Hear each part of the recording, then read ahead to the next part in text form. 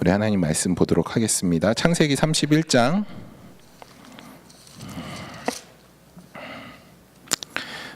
1절로 3절 그리고 32장 24절로 32절입니다.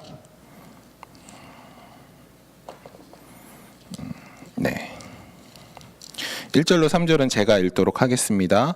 그리고 32장부터는 우리 교독하도록 하겠습니다. 31장 1절로 3절입니다. 야곱이 라반의 아들들이 하는 말을 들은즉 야곱이 우리 아버지의 소유를 다 빼앗고 우리 아버지의 소유로 말미암아 이 모든 재물을 모았다 하는지라. 야곱이 라반의 안색을 본즉 자기에게 대하여 전과 같지 아니하더라. 여호와께서 야곱에게 이르시되 내 조상의 땅 내 족속에게로 돌아가라. 내가 너와 함께 있으리라 한지라. 32장 24절로 32절까지입니다. 32장 24절부터 읽도록 하겠습니다. 제가 먼저 읽겠습니다. 야곱은 홀로 남았더니 어떤 사람이 날이 새도록 야곱과 씨름을 하다가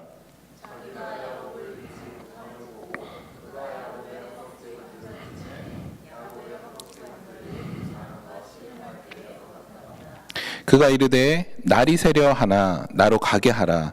야곱이 이르되 당신이 내게 축복하지 아니하면 가게 하지 아니하겠나이다.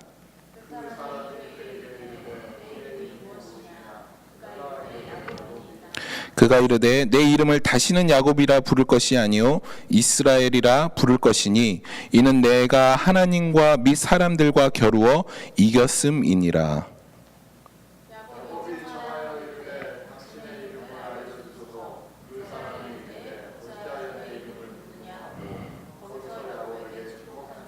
그러므로 야곱이 그곳을 분이엘이라 하였으니 그가 이르기를 내가 하나님과 대면하여 보았으니 내 생명이 보존되었다 함이더라.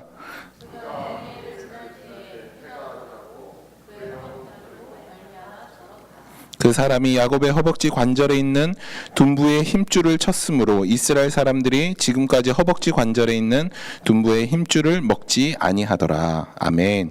아멘. 네, 창세기 28번째 시간입니다. 네. 제가 보니까 창세기 이거 하는 게 한 1년 걸리는 것 같아요. 그 3월 달에 저희가 개척했으니까 이제 얼마 안 남았는데 30장이니까 20장 더 해야 돼서 1년 걸리는 것 같아요. 네. 지겹죠? 네. 새로운 마음으로 들어주시기를 부탁드립니다. 오늘 창세기 28번째 시간입니다. 지난주에 말씀한 대로 야곱은 어머니 복중에서 하나님께 이미 택함을 받은 사람이에요. 그런데 그런 이미 택함 받은 그 야곱이 어떻게든 복을 받으려고 안간힘을 쓰는 내용이 지난주부터 지금까지 계속 되어 가고 있습니다. 그러니까 야곱은 이미 복 받은 사람으로서 살아가야 되는데 그렇지 못하고 매일 삶의 순간순간마다 그 복을 쟁취하기 위해서 그 복을 받기 위해서 노력을 하는 것이에요. 그러니까 바보 같은 것이죠. 똑같이 우리도 그렇죠. 우리는 이미 복 받은 사람들이고 이미 하늘의 복을 누리고 전할 사람들인데도 불구하고 우리는 거짓된 것, 세상이 말하는 그 복이라는 거짓된 메시지 앞에 우리는 그것이 진짜 복인 줄 알고 그것을 위해서 열심히 쫓아가는, 복을 찾기 위해서 열심히 쫓아가는 우리의 모습들. 그래서 하나님이 우리들을 보실 때 또 야곱을 보실 때 안타까워 한다라는 것입니다. 그러니까 성경은 계속해서 자기 힘으로 살아가려는 야곱에게 하나님께서 계속 쫓아다니면서 말씀하시는 거예요. 야곱아, 너 그렇게 살 필요 없어. 너는 이미 복받은 사람이야. 너 그렇게 할 필요 없어. 너는 이미 복받은 사람이야 라고 끊임없이 이야기해 주는 것이에요. 우리가 그걸 잘 알아야 됩니다. 세상적인 관점으로 봤을 때 여러분, 야곱은 이미 복받은 사람이에요. 그렇죠? 지난주에 보니까 부자가 됐어요. 양과 염소가 너무 많아서 거부가 됐대요. 그리고 자녀는 아브라함도 1명, 이삭은 2명 낳는데 자기 할아버지, 아버지는 1명, 2명씩 낳는데 자기는 13명을 낳았어요. 딸 디나까지 합쳐서. 이 당시에 자녀를 많이 낳는 것이 축복이라는 그 개념 하에 보면 세상적인 관점에서 봤을 때 이 야곱은 복을 받아도 넘치게 받은 사람이에요. 그렇죠? 네. 세상적인 관점으로 복을 넘치게 받은 야곱임에도 불구하고 야곱은 계속해서 복에 대한 갈구함이 있었어요. 네. 저는 이거 보면서 야곱이 착각을 하는 거예요. 야곱이 생각하는 복과 하나님이 말씀하시는 복은 다른 거예요. 그러니까 하나님이 계속 쫓아다니면서 야곱아, 그게 복이 아니야. 진짜 복은 이거야 라고 하나님이 말씀하고 계시는 것이에요. 그럼 창세기를 공부하면서 저는 제 아내가 한번 이런 얘기 하더라고요. 너무 계속 똑같은 거 반복하는 거 아니야 라고 얘기하더라고요. 그런데 제가 여러분들이랑 지금 생각으로는 평생 우리가 함께 신앙생활을 할 거잖아요. 그리고 제가 여러분들에게 늘 말씀을 전할 거잖아요. 저는 여러분들이 명확한 개념을 갖고 있었으면 좋겠어요.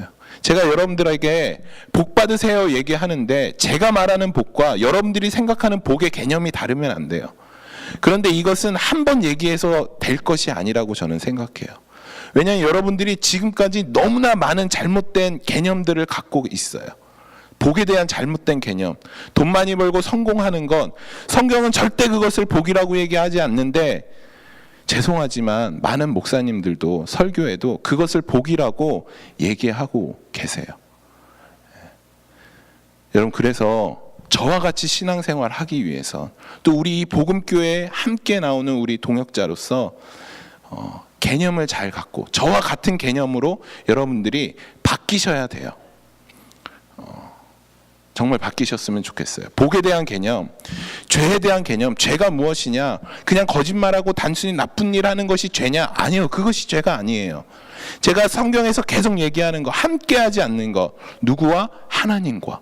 이것이 죄인 거예요. 복은 하나님과 함께하는 것이 복이에요. 이런 개념들을 여러분들이 확 바뀌셔야 돼요. 그래서 제가 창세기 50장까지 계속 이 개념에 대해서 끊임없이 반복적으로 얘기할 것 같아요. 저는 여러분들이 바뀌시기를 소망합니다. 바뀌어야지 진짜 복을 누릴 수가 있어요. 야곱이 그 생각이 바뀌지 않았기 때문에 계속해서 다른 복을 요구하고 심지어 나중에 하나님과 싸움을 하기까지 하잖아요. 네, 여러분 엉뚱한데 힘쓰지 마시기를 바랍니다. 진짜 힘써야 될 곳에 여러분들이 집중하시고 힘쓰시길 간절히 소망합니다. 그래서 저는 요즘 수능 기간인데 한국 보니까 수능 100일 기도, 제가 제일 싫어하는 것 중에 하나가 1000번제예요. 1000번제. 이 다 뭐냐면 내 소원을 하나님 앞에, 하나님 저 이거 이루어 주셔야 돼 하고 떼쓰는 거예요. 떼쓰는 거. 절대 이런 거 하지 마시기를 바랍니다. 절대 이런 거 하지 마세요. 제가 나중에 결론적으로 기도가 무엇이냐에 대해서 결론을 맺을 거예요. 여러분, 이런 기도회 막 1000번제 한다고 맨날 매일매일 가서 헌금 내고 기도한다는 그런, 정말 좀 심하게 얘기하면 쓸데없는 짓이에요. 그런 거 하지 마세요. 하나님 싫어하세요. 그래서 저는 여러분들이 이런 올바른 신앙관을 갖고 우리 신앙생활 하기를 간절히 소망합니다. 그래서 야곱은 형으로부터 장자의 축복을 빼앗기 위해서 형의 배고픔을 이용하고 장자권을 빼앗죠. 참 우리가 나중에 보니까 어리석은 일인 거예요. 이 모든 일이. 심지어 아버지를 속이고 장자의 축복을 받게 돼요. 그리고 그 베델에서는 하나님과 흥정을 해요. 하나님이 나 축복하면 내가 11조 내겠습니다. 하나님과 함께 하겠습니다. 이런 하나님과 흥정을 하는 모습까지 보여요.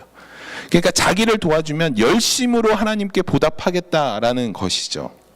결국 외삼촌 집으로 쫓겨가서 야곱은 그곳에서도 여전히 자기의 꾀를 의지하고 자기의 생각과 자기의 능력으로 그곳에서 살아가려고 하는 모습을 보입니다.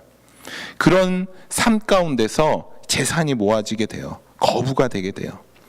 그런데 오늘 본문을 보니까 그런 자신을 보면서 외삼촌이 시기하고 질투한 것 같아요. 그래서 안색이 변했다라고 오늘 성경은 이야기하고 있어요.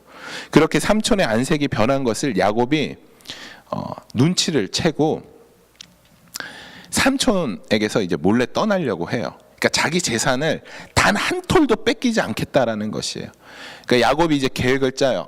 삼촌이 안색이 변했어. 나에 대한 마음이 변했어. 그러면 이제 도망가자. 이제 내 재산을 한 푼도 삼촌에게 뺏길 수 없으니까 도망가자 하고 작전을 짭니다. 그리고 그 디데이를 정해요. 그 디데이가 어떤 날이냐면 이 고대 근동은 가장 큰 일 중에 하나가 양털을 깎는 일이에요. 이것이 가장 1년 중에 큰 행사고 가장 중요한 일이에요. 왜냐하면 이 당시는 목축 그 업을 하고 있었기 때문에 그 일이 가장 중요한 거죠. 우리가 농사일 할 때는 추수할 때가 가장 큰 일이잖아요. 그렇듯이 이때는 양털을 깎는 그 일이 가장 중요한 일이에요. 그래서 모든 집안의 사람들이 다 투입이 돼서 그 양털 깎는 일을 하게 돼요. 근데 야곱이 그날을 디데이로 삼았어요. 가장 바쁠 때, 가장 혼잡하고 혼란한 이 틈에 도망가자 하고 야곱이 그때를 디데이 삼아서 그때 도망가게 돼요. 자기의 모든 재물, 또 자기의 아내 모두 다가 내빼게 됩니다. 내빼게 되는데 그때 도망치면서 야곱 몰래 야곱의 가장 사랑하는 아내 라헬이 드라빔을, 이게 우상이거든요. 우상 모양, 그 여자 이제 그 모양으로 한 이런 조각인데 그것을 훔쳐서 달아나요. 근데 라반이 그 사실을 알고 3일 밤낮을 쫓아와요, 야곱을. 근데 왜 쫓아왔냐면 그냥 도망가면 상관없는데 이 드라빔이 무엇이냐면 가족의 수호신 역할을 하는 것이에요. 근데 이게 그냥 수호신 역할을 하는 것뿐만 아니라 어떤 것이냐면 이것이 있으면 재산을 상속해 줄 수 있는 근거가 될 수 있어요. 그러니까 내가 내 아들에게 재산을 상속하겠다 할 때 이 가족신을 같이 주는 거예요, 증표로. 그러면 이것을 갖고 있는 사람이 이 사람의 재산을 상속받는다라는 근거가 되며 증거가 되는 물품인 것이에요. 그러니까 야곱이 그것을 직접적으로 훔친 건 아니지만 그것이 야곱이 가져갔다라고 생각하면 나중에 야곱이 그걸 갖고 라반에게 와서 삼촌 나 이거 있으니까 삼촌 재산 내가 다 유산으로 받을 수 있어요 하면 라반이 할 말이 없는 거예요. 그래서 3일 길을 쫓아서 야곱을 쫓아간 것이에요. 그런데 그렇게 야곱을 쫓아가서 이제 야곱을 그냥 혼내주려고 하는데 이제 3일 길 바로 야곱을 만나기 전 즉 밤에 하나님이 라반의 꿈에 나타나십니다. 라반의 꿈에 나타나서 야곱 건들지 마라라고 말씀을 하세요, 하나님이. 근데 지금 잘못은 누가 했나요? 잘못은 야곱이 했죠. 이 배은망덕도 유분수지. 물론 자기를 속이고 그렇게 했지만 그래도 자기가 이렇게 살 수 있고 그렇게 두 아내 어떻게 보면 장인어른이고 자기를 아버지처럼 그렇게 이끌어 주신 그 분을 인사도 하지 않고 그냥 재산 한 톨 뺏기기 싫어서 내뺀 거예요. 잘못은 야곱이 했어요. 그런데 하나님이 지금 누구를 책망하시냐면 라반을 책망하세요. 왜 야곱을 건드리려고 하냐. 꼭 누구에게 나타난 것 같지 않나요? 우리 이전에 봤던 것.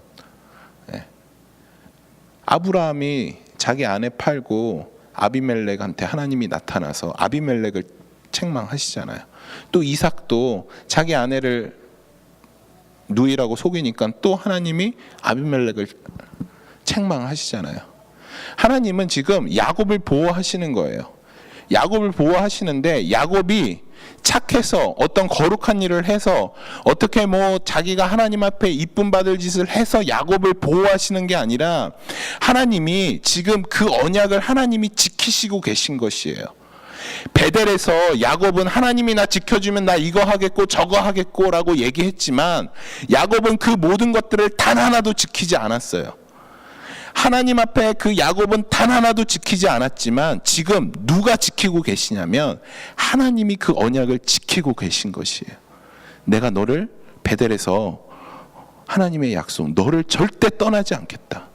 내가 너를 이 땅 가운데 올 때까지 너를 지키겠다 하신 그 하나님의 언약, 야곱의 그 약속과 상관없이 하나님이 말씀하신 것을 하나님이 지키고 계신 것이에요. 그런데 창세기 31장 41절 42절을 보면 야곱이 참 웃기게 이야기를 해요. 제가 한번 읽어볼게요.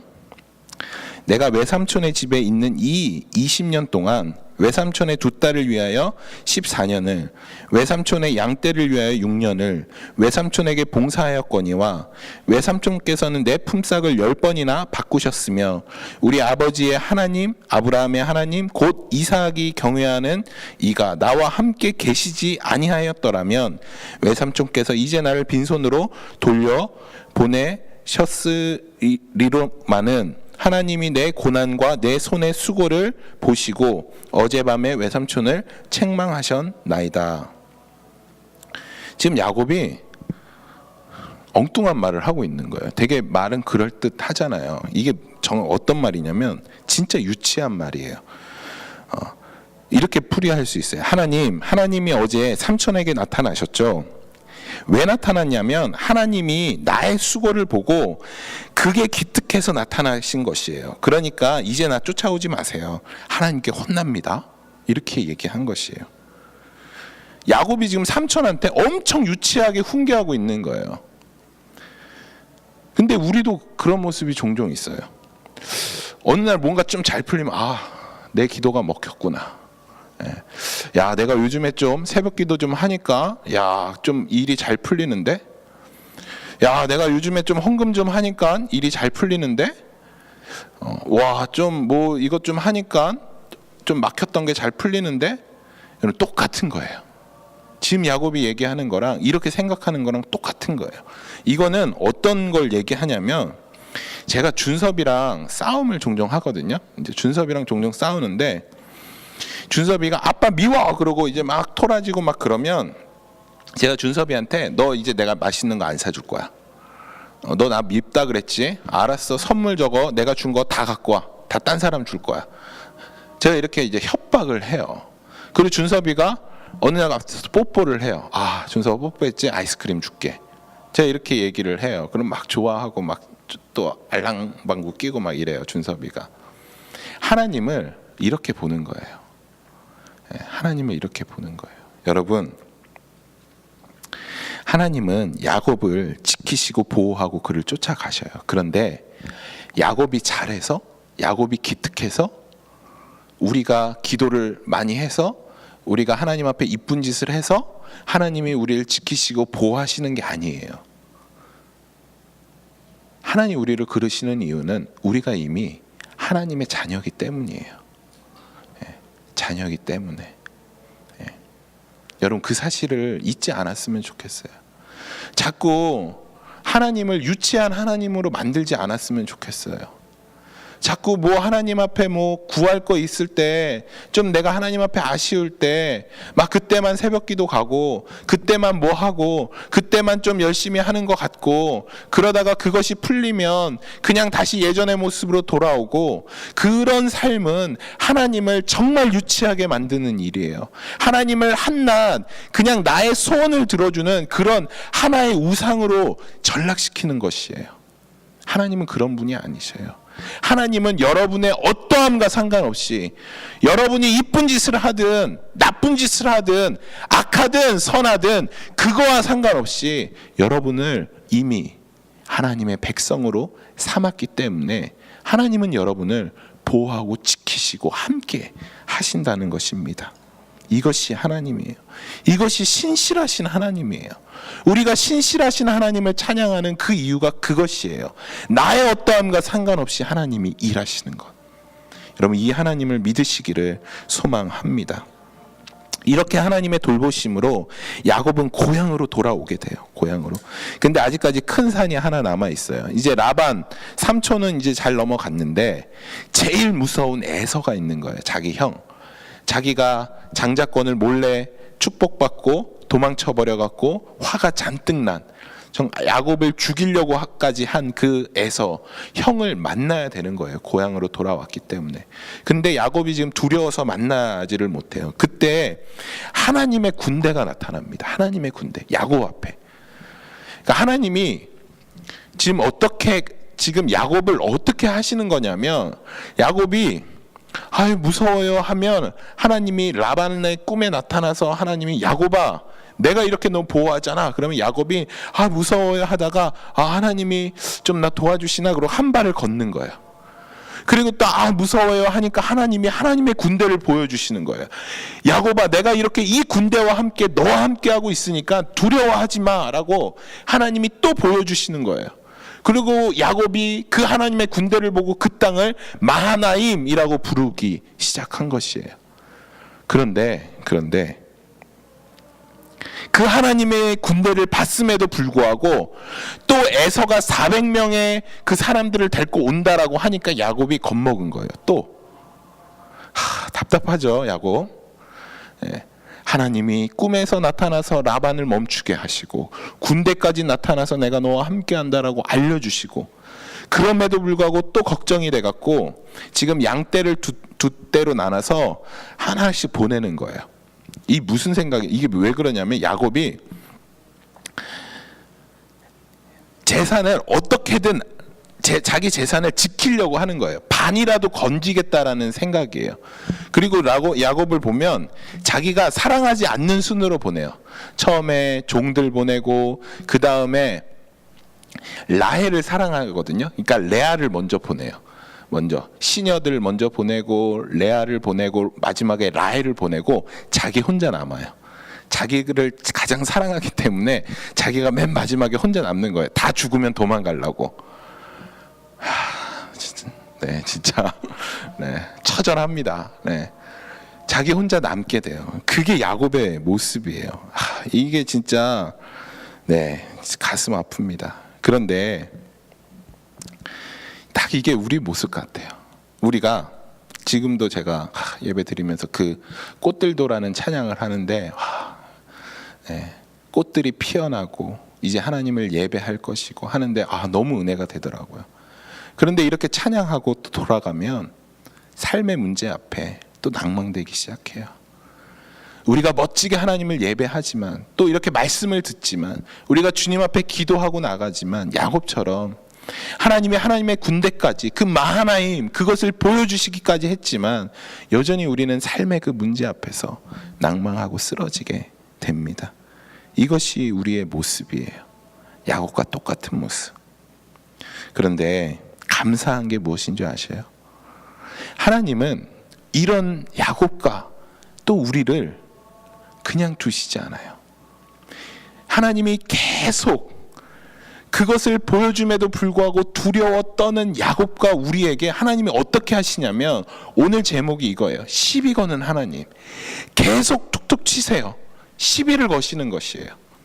하나님은 그렇게 우리한테 씨름을 걸어오세요. 계속 씨름을 걸어오시고 툭툭 치시고 우리로 하여금 그 자리에서 낭망되고 쓰러지지 않게 하시기 위해서 하나님이 우리에게 계속 씨름을 걸어오고 계신 것이에요. 이것은 전적으로 모든 우리의 인생에 모든 우리의 삶 가운데 하나님만을 순종하라는 하나님의 뜻인 것입니다. 그러니까 이 씨름은 야곱의 인생에 또 우리의 인생에 하나님이 계속 개입하시는 것이에요.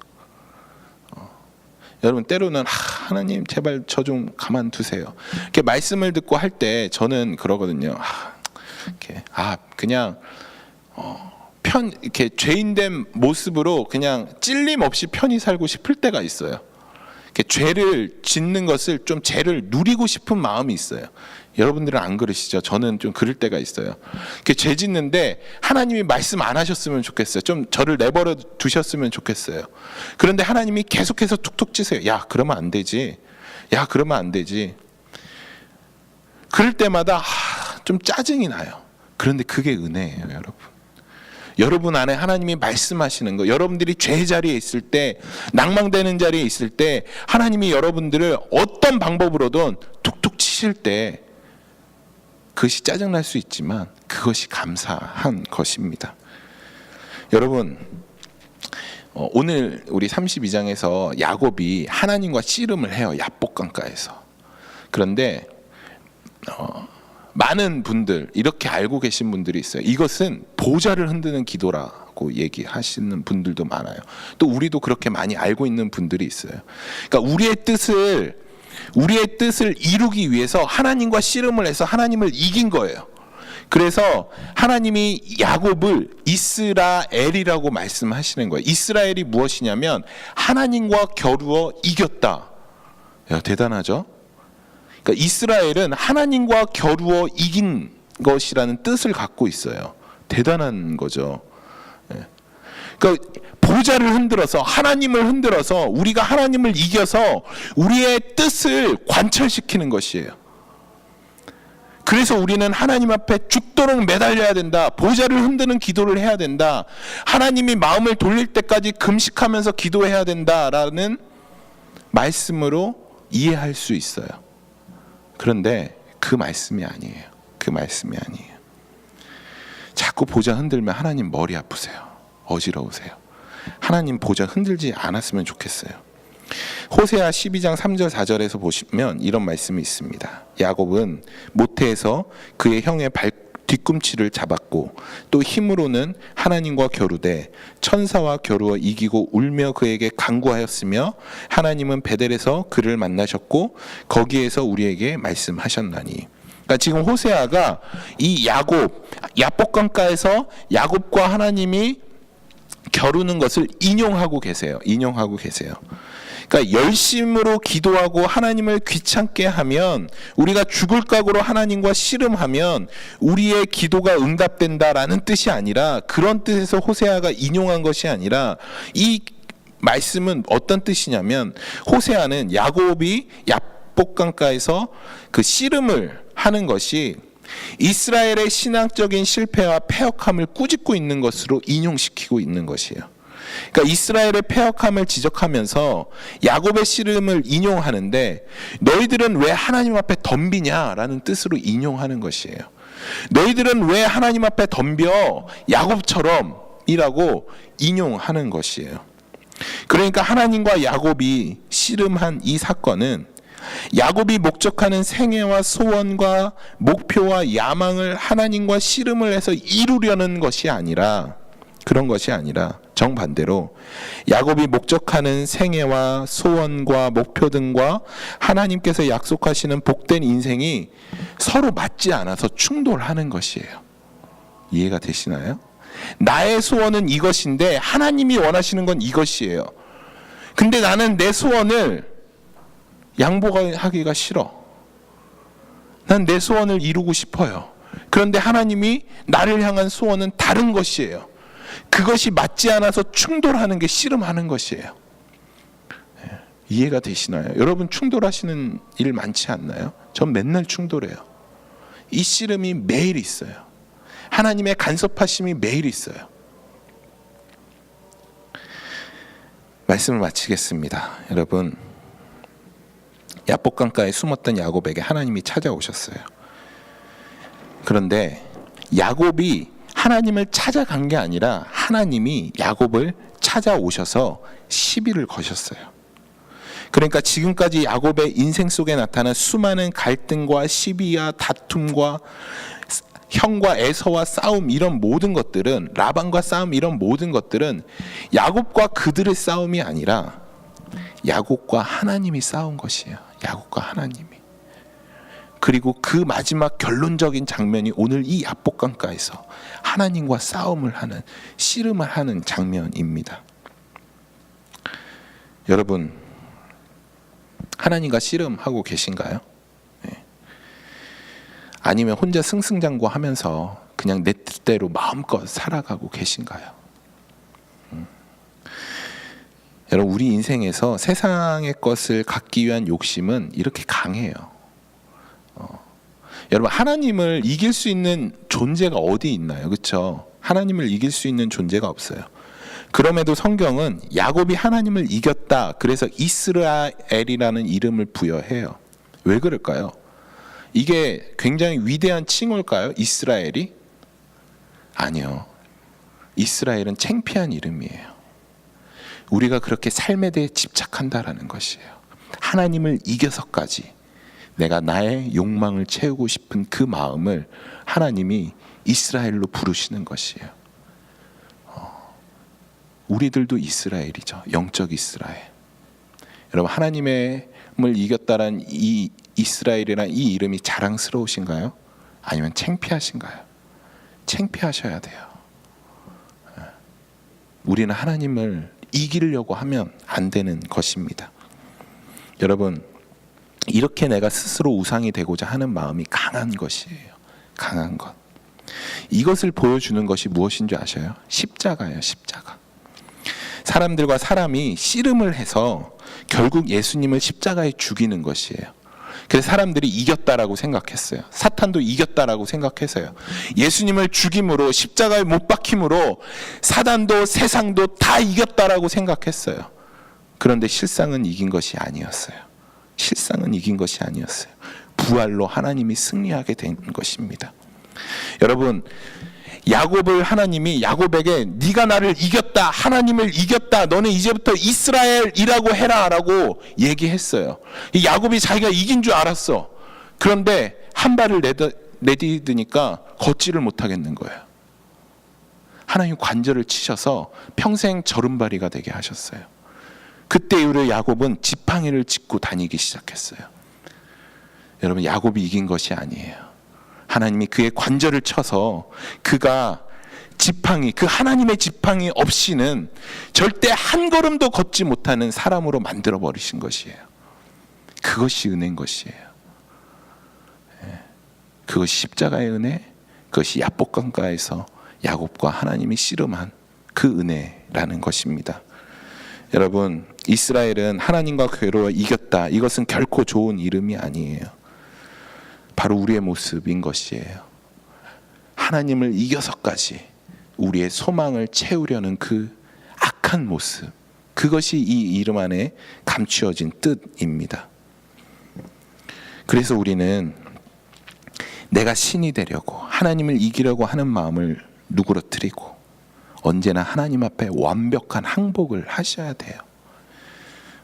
여러분, 기도가 제가 아까 전에 이야기했죠. 보좌를 흔들어서 하나님을 마음을 돌이켜서 우리의 뜻을 관철시키는 거, 그거는 여러분 기도 아니에요.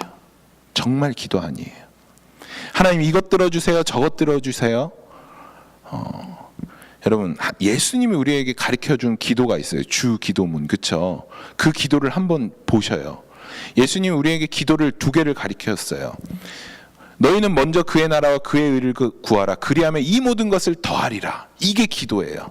주기도문도 한번 보세요. 예수님이 우리에게 가르쳐준 기도. 어떤 것도 이것 들어주세요, 저것 들어주세요라는, 예수님이 그렇게 기도하라는 것이 아무것도 나와 있지 않아요. 근데 우리는 그렇게 기도하고 있어요.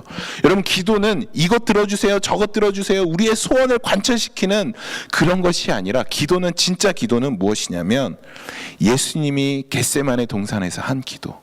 주님, 제 뜻대로 하지 마시고 하나님 뜻대로 해 주시옵소서. 이게 기도인 것입니다. 여러분, 이게 기도예요. 내 뜻을 그 십자가 앞에 못 박는 것이에요. 나는 돈을 사랑하는데 이 나를 주님의 십자가에 못 박습니다. 나는 이 세상을 사랑하는데 나를 그 주님의 십자가에 못 박습니다. 이것이 기도인 것이에요. 여러분, 이 기도를 사도 바울은 고린도 후서에서 어떻게 말하냐면, 형제들아, 내가 그리스도 예수 우리 주 안에서 가진 바 너희에 대한 나의 자랑을 두고 단언하노니 나는 날마다 매일 죽노라. 이것이 기도입니다. 나를 죽이는 것이 기도예요. 매일매일 여러분, 주님 앞에 나가서 이것 들어주세요, 저것 들어주세요, 이런, 죄송합니다, 쓸데없는 얘기 하지 마시고 하나님 나를 죽여주세요 하는 진짜 기도를 하나님 앞에 올려드리는 여러분 되시기를 간절히 소망합니다. 함께 기도하겠습니다.